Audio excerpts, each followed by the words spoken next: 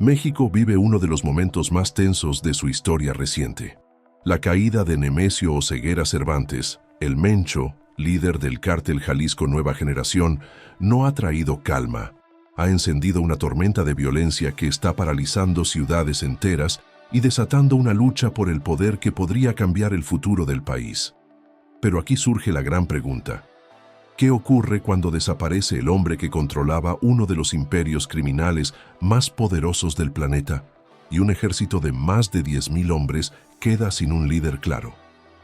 En este vídeo vamos a descubrir quién fue realmente el Mencho, cómo el cártel Jalisco Nueva Generación pasó de ser un pequeño grupo a convertirse en una de las organizaciones criminales más temidas del mundo, y por qué su caída podría desencadenar una nueva guerra que nadie sabe cómo terminará.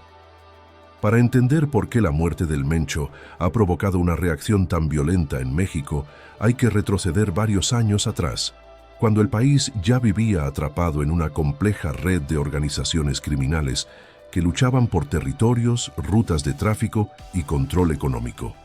En aquel escenario turbulento, comenzó a tomar forma el grupo que más tarde se conocería como el Cártel Jalisco Nueva Generación. Lo que al principio parecía una organización menor, terminó transformándose en una estructura gigantesca capaz de desafiar directamente al Estado mexicano.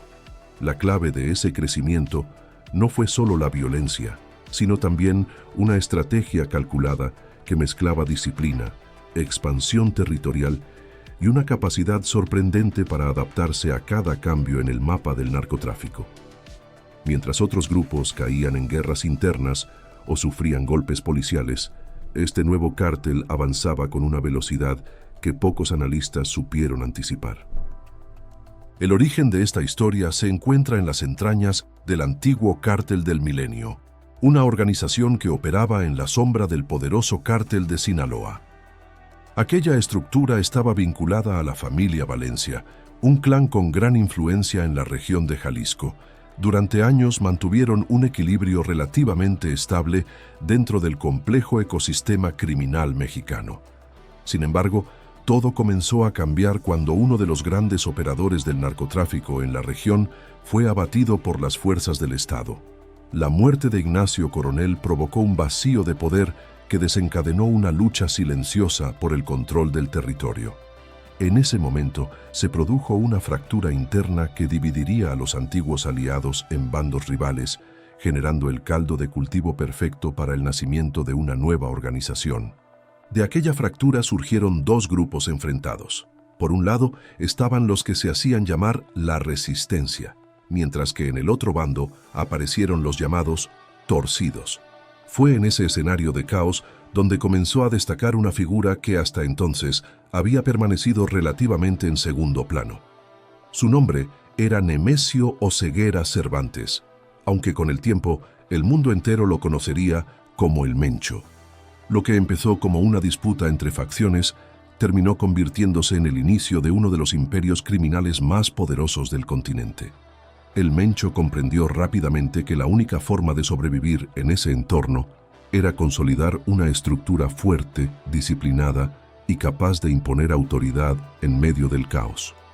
La historia personal del Mencho comienza en una zona rural del estado de Michoacán, una región marcada por la pobreza y por la falta de oportunidades para miles de jóvenes. Como ocurrió con muchos otros en aquella época, el sueño de escapar de esa realidad lo llevó a cruzar la frontera hacia Estados Unidos siendo todavía muy joven. Llegó a California buscando una vida diferente, pero el destino que encontró fue muy distinto al que imaginaba. En las calles de ciudades como San Francisco, entró en contacto con el mundo del tráfico de drogas a pequeña escala. Aquella etapa terminó con su detención y posteriormente con su deportación de regreso a México. Lo que para muchos habría sido el final de un camino, para él se convirtió en el inicio de otro mucho más oscuro. Al regresar a México decidió instalarse en el estado de Jalisco. Lo sorprendente es que durante un tiempo trabajó como policía municipal en la localidad de Cabo Corrientes. Aquella experiencia le permitió conocer desde dentro el funcionamiento de las fuerzas de seguridad, una información que más tarde utilizaría a su favor dentro del mundo criminal. Mientras llevaba uniforme de policía, comenzó también a establecer vínculos con miembros del Cártel del Milenio. Poco a poco fue ganando la confianza de la organización hasta convertirse en uno de sus hombres de confianza. Su matrimonio con Rosalinda González Valencia, hermana de uno de los líderes del grupo, terminó por abrirle las puertas de los niveles más altos del poder criminal. Dentro de la organización, empezó desempeñando tareas como guardaespaldas y sicario. Aquella etapa fue clave para construir su reputación. El Mencho se ganó rápidamente la fama de ser un hombre extremadamente disciplinado y despiadado cuando era necesario. A diferencia de otros líderes que buscaban notoriedad o lujo visible, él prefería mantenerse en la sombra. Esta estrategia le permitió moverse con discreción mientras consolidaba su poder interno. Su conocimiento tanto del mundo policial como del criminal le otorgó una ventaja estratégica enorme. Con el tiempo comenzó a perfilarse como el líder natural de la nueva organización que estaba naciendo en medio del conflicto. Una de las características que distinguieron al Cártel Jalisco Nueva Generación desde sus primeros años fue su estructura casi militar. Mientras otros grupos criminales operaban como bandas fragmentadas, esta organización empezó a construir unidades armadas con entrenamiento especializado. Reclutaron a exmilitares, mercenarios y hombres con experiencia en combate. Su equipamiento incluía armas pesadas, vehículos blindados y una logística que recordaba más a la de un ejército que a la de un grupo criminal. Esta capacidad operativa les permitió enfrentarse tanto a organizaciones rivales como a fuerzas gubernamentales con una contundencia que sorprendió incluso a los expertos en seguridad. El crecimiento del cártel no se limitó al uso de la violencia.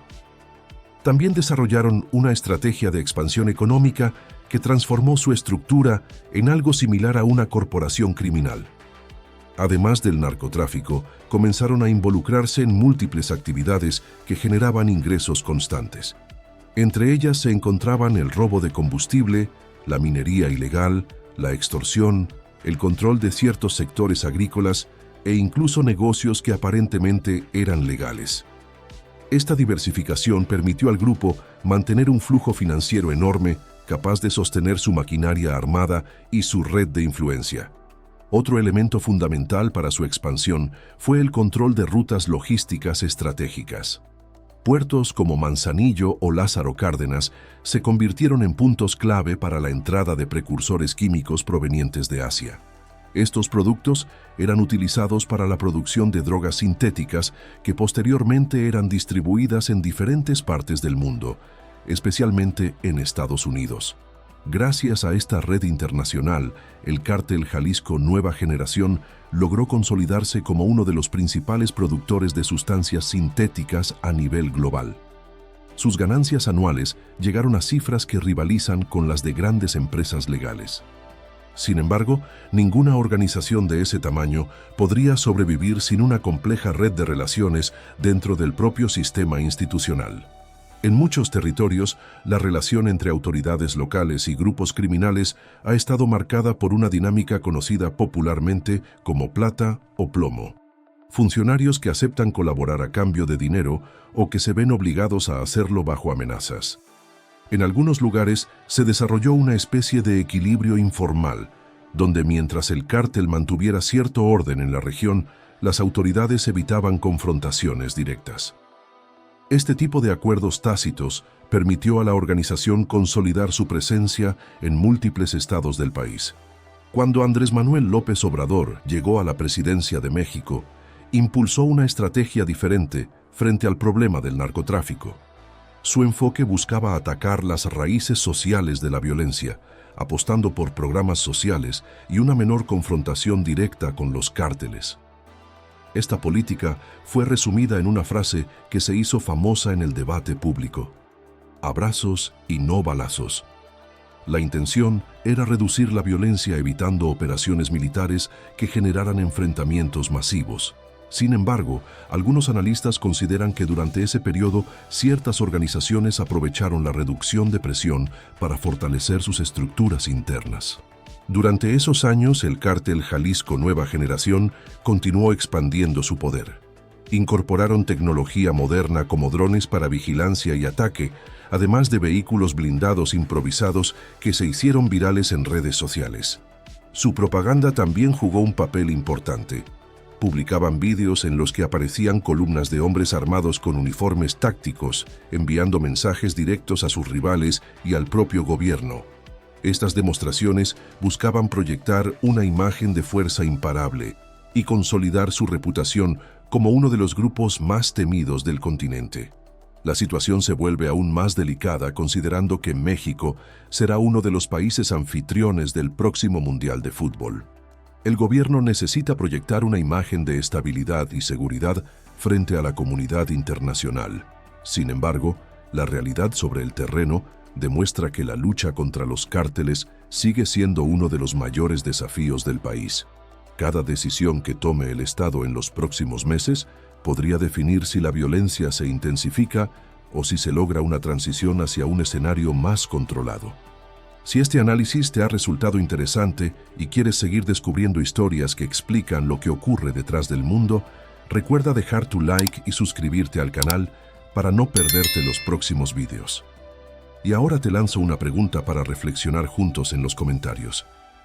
¿Crees que la caída de un gran líder criminal realmente debilita a los cárteles o simplemente provoca que surjan otros aún más peligrosos? Porque en la historia del crimen organizado, muchas veces cortar una cabeza solo hace que aparezcan muchas más.